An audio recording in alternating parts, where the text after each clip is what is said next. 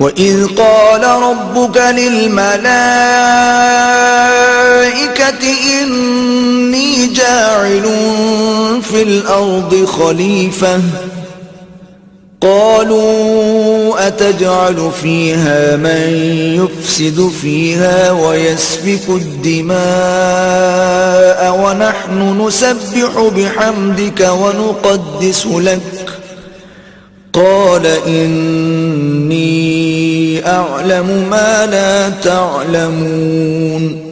اور وہ وقت یاد کرنے کے قابل ہے جب تمہارے پروردگار نے فرشتوں سے فرمایا کہ میں زمین میں اپنا نائب بنانے والا ہوں۔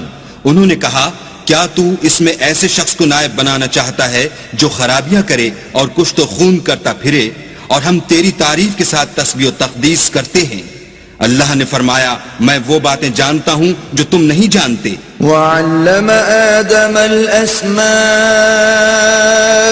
كُلَّهَا ثُمَّ عَرَضَهُمْ عَلَى الْمَلَائِكَةِ فَقَالَ أَنبِئُونِي بِأَسْمَاءِ هَؤُلَاءِ إِن كُنتُمْ صَادِقِينَ۔ اور اس نے آدم کو سب چیزوں کے نام سکھائے، پھر ان کو فرشتوں کے سامنے کیا اور فرمایا کہ اگر سچے ہو تو مجھے ان کے نام بتاؤ۔ قالوا سبحانك لا علم لنا إلا ما علمتنا إنك أنت العليم الحكيم۔